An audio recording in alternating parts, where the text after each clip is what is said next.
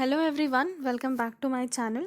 इसमें हम जो द इंडियन पॉलिटी है बाय एम लक्ष्मीकांत, वो जो है हम स्टडी करेंगे। ठीक है, इसका जो हम 7th चैप्टर है वो हम कंप्लीट कर चुके हैं। 7 चैप्टर जो है उसके हम कंप्लीट कर चुके हैं। अब आए हैं हम 8th चैप्टर में। तो इस 8th पार्ट में एक्चुअली हम 8th और 9th चैप्टर कंप्लीट करेंगे, जो है union territories, states and citizenship.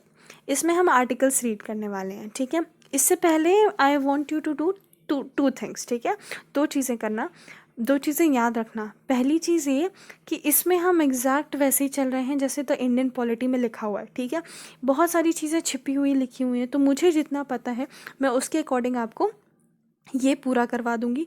दूसरी चीज़ ये कि आप ये वीडियो देखो, उससे पहले आप एक वीडियो है हमारे ही चैनल में जिसका नाम है इंटीग्रेशन ऑफ स्टेट्स, वो देखना। उसको देखने के लिए मैं इसलिए कह रही हूँ क्योंकि अगर आप वो देखोगे तो आपको एक चीज़ समझ में आएगी कि उस टाइम पे सिचुएशन क्या थी, जब कॉन्स्टिट्यूशन बन रहा था तो क्या हो रहा था, भारत में पार्टीशन हो रहा था, उससे क्या दिक्कत हो रही थी, जब ब्रिटेन के लोग गए थे तो उससे क्या दिक्कत हो रही थी। इसको आपको थोड़ा सा आपके दिमाग में रहेगा, क्योंकि जब भी आप आईएएस की बातें करते हो या यूपीएससी की बातें करते हो तो ये चीज़ आपको पता होनी चाहिए कि क्या है। उससे ज़्यादा ज़रूरी ये है कि वो क्यों है, ये चीज़ आपको पता होनी चाहिए। ठीक है, तो let's begin our topic, union territories and citizenship by M Lakshmikant. इसमें हम डिस्कस कर रहे हैं यूनियन टेरिटरीज के बारे में। ठीक है, यूटीज़ के बारे में हम यहाँ से इंट्रोड्यूस कर रहे हैं। तो यूटीज़ के बारे में कॉन्स्टिट्यूशन के पार्ट फर्स्ट में लिखा हुआ है। ठीक है, आर्टिकल नंबर 1 से आर्टिकल नंबर 4 इस चीज़ के बारे में बात करता है। किसके बारे में? यूनियन टेरिटरीज़ के बारे में। कितने आर्टिकल? 1 2 3 4, 4 आर्टिकल्स जो हैं वो यूनियन टेरिटरीज़ के, स्टेट्स के बारे में बात करते हैं। अब देखो, जो आर्टिकल फर्स्ट है वो 3 पार्ट में डिवाइडेड है, पार्ट 1, पार्ट 2, पार्ट 3। इसमें हम क्या बोलते हैं कि एक देश है जिसका नाम है भारत। ठीक है, हमारा देश है, हमारे देश का क्या नाम है? भारत। ये किससे मिलकर बना हुआ है? स्टेट्स से मिलकर बना हुआ है। स्टेट्स का मतलब क्या है? अगर मैं तुमसे पूछूं व्हाट इज स्टेट्स, तो आप क्या जवाब दोगे? स्टेट क्या है?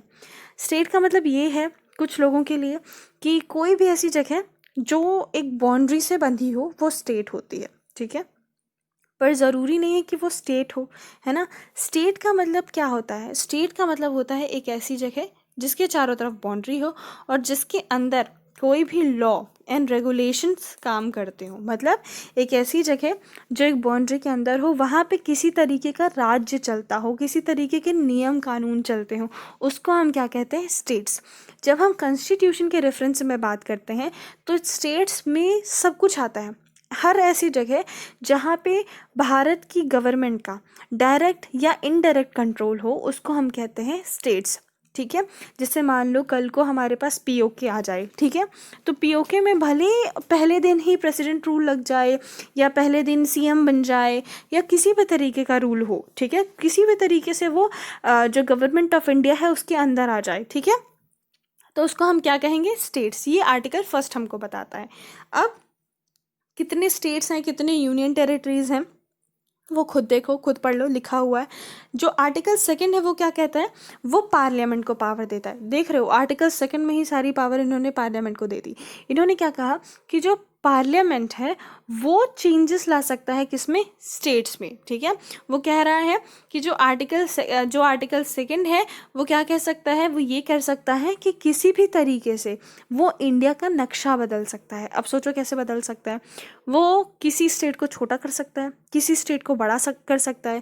जैसे मान लो एक स्टेट है, ठीक है, तो उसने ये दोनों स्टेट्स मिला के इतना बड़ा स्टेट बना दिया, या इस स्टेट को तोड़कर छोटा कर सकता है। स्टेट्स के नाम बदल सकते हैं। ठीक है, जैसे कि अभी स्टेट्स तो नहीं पर अभी सिटी का नाम बदला है। कौन सी सिटी का? इलाहाबाद का। नाम क्या बदला है? प्रयागराज हो गया है ना।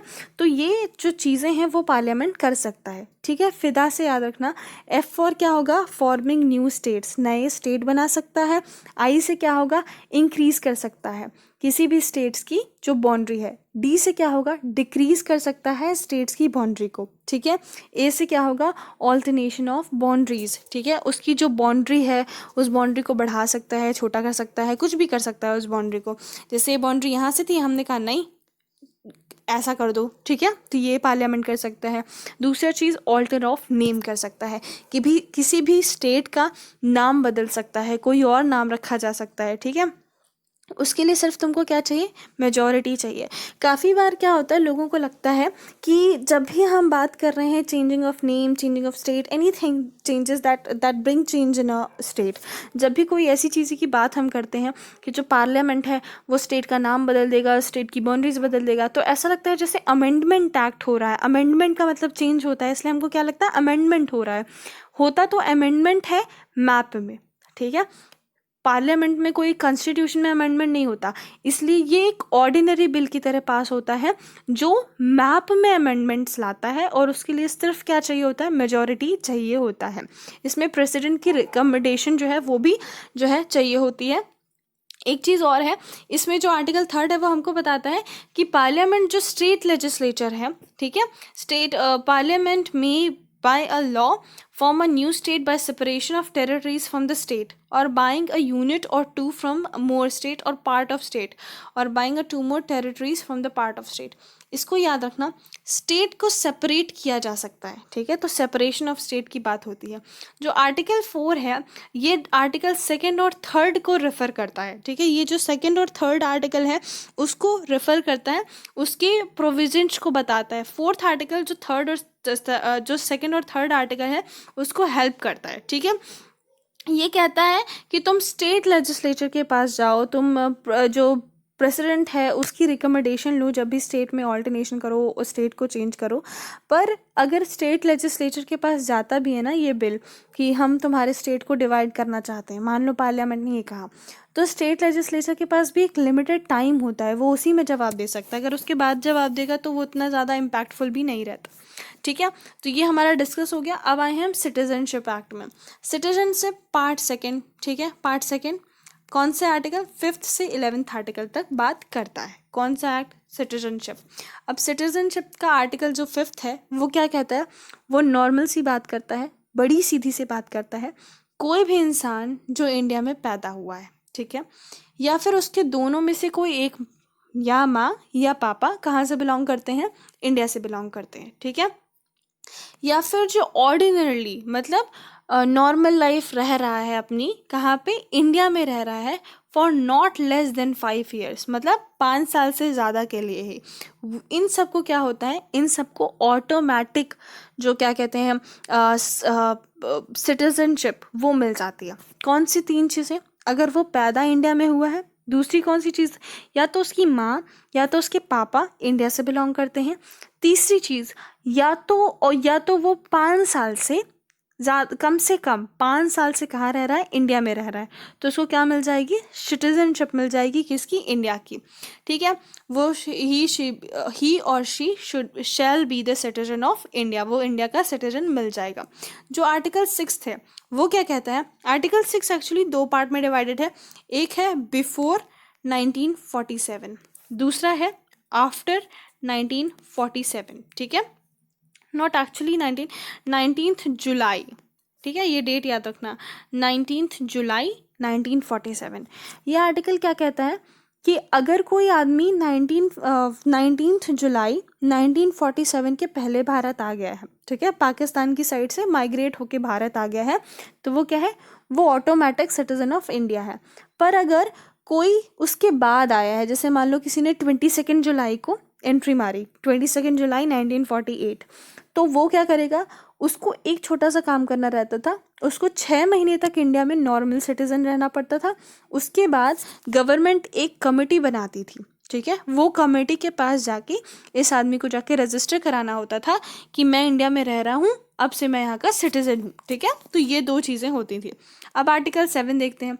आर्टिकल 7 क्या कहता है कि जो भी आदमी 1 मार्च 1947, ठीक है, जो भी आदमी 1 मार्च 1947 को पाकिस्तान गया है वो इंडिया का सिटीजन नहीं है, ठीक है, ये चीज़ कही थी। लेकिन फिर बाद में इनको पता चला कि देखो क्या हुआ था, जब इंडिया के लोग पाकिस्तान चले गए उनको लगा कि पाकिस्तान बहुत अच्छी जगह होगी, न्यू फॉर्म्ड स्टेट है, बहुत डेवलपिंग होगा, मॉडर्नाइजेशन होगा। पर जब वो वहाँ गए तो उनको रियलाइज़ हुआ कि ऐसा नहीं है, तो वो वापस आने लग गए, ठीक है। तो इसलिए पहले ये लिखा गया कि जो भी आदमी 1 मार्च 1947 को पाकिस्तान गया है वो इंडिया का सिटीज़न नहीं है। पर वो बाद में अगर वापस आता है, ठीक है, तो ये जो पार्ट बी का रूल था ना आर्टिकल 6 का कि अगर कोई वापस आता है तो वो 6 महीने रुके, फिर जाके अपना नाम रजिस्टर करवा दे तो वो सिटीजन ऑफ इंडिया बन जाएगा। सेम आर्टिकल 7 में कर सकते हैं। आर्टिकल 8 क्या था? आर्टिकल 8 उन लोगों के लिए था, अब जैसे कि देखो इंडिया में अचानक से ऐसा हुआ कि ब्रिटेन के लोग जा रहे हैं, ठीक है। ब्रिटेन के लोगों ने ऑलमोस्ट 70 दिन में कहा कि हम 70 डेज़ में अनाउंसमेंट की कि हम 70 डेज़ में भारत से वापस चले जाएंगे। अब दिक्कत ये हुई कि बहुत सारे लोग ऐसे थे जो बाहर रहते थे, विदेशों में रहा करते थे, कोई इंग्लैंड में रह रहा था, कोई अमेरिका में, कोई कनाडा में, तो सब लोग क्या थे, अलग अलग जगह पे थे। उनको सिटीजनशिप देने के लिए आर्टिकल 8 बनाया गया।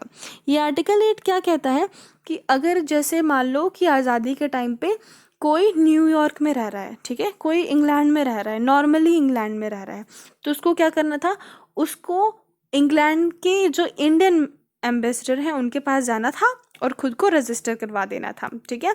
अगर वो इतना करवा रहा है तो वो क्या हो जाएगा, उसको सिटीज़न ऑफ इंडिया का जो नॉर्मल है सिटीजनशिप वो मिल जाता था। अब 9, 10th और 11th की बात करते हैं। आर्टिकल 9 इम्पॉर्टेंट है। क्यों इम्पॉर्टेंट है? ये कहता है नो डुअल सिटीजनशिप। मतलब ये क्या कहता है कि अगर, ठीक है, तुम्हारे पास तुमने किसी और देश की सिटीजनशिप ले ली, जैसे कि बहुत सारे लोग हैं जो अभी इंडिया से बाहर जा रहे हैं, कोई अमेरिका जा रहा है, कोई कनाडा जा रहा है ना। तो जैसे मान लो कि कोई कनाडा चला गया, ठीक है, उसने कनाडा की सिटीजनशिप ले ली कि मैं आज से कनाडा की निवासी हूँ, तो क्या हो जाएगा, इंडिया की सिटीजनशिप अपने आप चली जाएगी, ठीक है। तो इसका मतलब क्या है कि जो आर्टिकल 9 है वो ये कहता है कि तुम अगर किसी और देश के सिटीजन बन गए हो तो तुम इंडिया के सिटीजन अब नहीं हो, ठीक है, तुम हमको वापस कर दो हमारी सिटीजनशिप, ठीक है। आर्टिकल 10 क्या कहता है?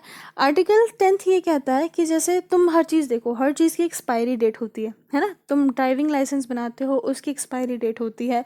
हर चीज़ की तरीके से कह सकते हैं कि एक्सपायरी डेट होती है, दवाइयों की एक्सपायरी डेट होती है, लेकिन इंडियन सिटीजनशिप की नहीं है। इंडियन सिटीजनशिप ये कहती है तुम अगर किसी भी लॉ से इंडिया के सिटीजन बन गए तो तुमको उसको बार बार रिन्यू नहीं करवाना कि हम हैं, अभी भी हैं, हम अभी भी हैं, ऐसा नहीं करवाना। तुम जब तक यहाँ हो, जब तक मैं तुमसे छीन ना लूँ, ठीक है, जैसे तुम कुछ गड़बड़ कर दिए कि मैंने तुमसे छीन ली, जब तक मैंने तुमसे सिटीजनशिप छीन नहीं ली तब तक तुम इंडिया के सिटीजन हो हमेशा के लिए। ऐसा नहीं है कि तुमको हर 6 महीने में जाके रिन्यू करानी है कि अब मैं सिटीजन हूँ या नहीं हूँ, ठीक है। और जो आर्टिकल 11 है वो क्या कहता है? वो ये कहता है कि अब से मतलब जब इंडिपेंडेंस हो गई उसके बाद से सारी पावर अब पार्लियामेंट की हैं। वो डिसाइड करेगा कि कौन सिटीज़न है, इसके अलावा कौन सिटीज़न बन सकता है या कौन सिटीज़न नहीं बन सकता।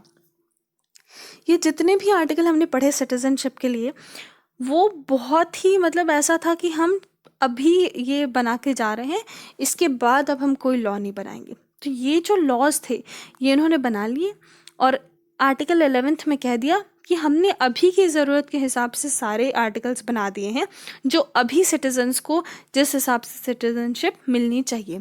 अब के बाद अगर कोई भी चेंजेस आते हैं, कोई भी तरीके से लोग अपना परिवर्तन करना चाहते हैं तो वो किसके अकॉर्डिंग कर सकते हैं? पार्लियामेंट के अकॉर्डिंग कर सकते हैं। इससे आपको क्या समझ में आता है? ये जो दोनों चीज़ें आपने पढ़ी टेरिटरीज़ के बारे में और सिटीजनशिप के बारे में कि पार्लियामेंट दोनों चीज़ें चेंज कर सकता है, उससे आपको क्या समझ में आता है? उससे हमको ये समझ में आता है कि जैसे तुम अमेरिका का देख लो, है ना। अमेरिका का जो क्या कहते हैं कॉन्स्टिट्यूशन है वो उसको चेंज करना बहुत मुश्किल है। वो एकदम स्ट्रिक्ट है, वो वैसा ही है, उसको चेंज नहीं कर सकते तुम, एकदम फ्लेक्सिबल नहीं है वो, ठीक है। लेकिन अगर तुम ब्रिटेन का देखते हो तो वो बहुत फ्लेक्सिबल है। क्यों? क्योंकि जो ब्रिटेन का है ना वो रिटन कॉन्स्टिट्यूशन नहीं है, वहाँ पे क्वीन है, वो जो बोलेंगी वही कॉन्स्टिट्यूशन है, ठीक है। अमेरिका का क्या है, हमने पत्थर की लकीर में लिख दिया, तुम चेंज नहीं कर सकते। जो हमारा कॉन्स्टिट्यूशन है वो क्या है, वो चेंज हो सकता है, वो फ्लेक्सिबल है पर एक रिजिडिटी के साथ कि तुम इससे ज़्यादा नहीं खींच सकते। तुम एक लिमिट तक खींच सकते हो, जहाँ ज़रूरत पड़ेगी तुम न्यू लॉज ला सकते हो, पर एक प्रोसेस के थ्रू। ये दोनों चीज़, ये पूरा जो कहानी है, ये जो पूरा यूनियन टेरिटरीज़ के बारे में हमने पढ़ा, पूरा सिटीजनशिप के बारे में पढ़ा, इसका जो मेन एक कोर कॉन्सेप्ट है वो यही है कि जो हमारा कॉन्स्टिट्यूशन है वो बहुत स्ट्रिक्ट भी नहीं है और बहुत फ्लेक्सिबल नहीं है। It is giving both facilities to citizens of India जो उसको प्रैक्टिस करते हैं। वो फ्लेक्सिबल भी है, आपको एक स्ट्रेंथ भी प्रोवाइड करता है, ऐसा है, ठीक है। So that's all for today. मुझे लगता है आप पसंद आया होगा। Thank you very much. Like करना, सब्सक्राइब करना, ख्याल रखना। Bye bye.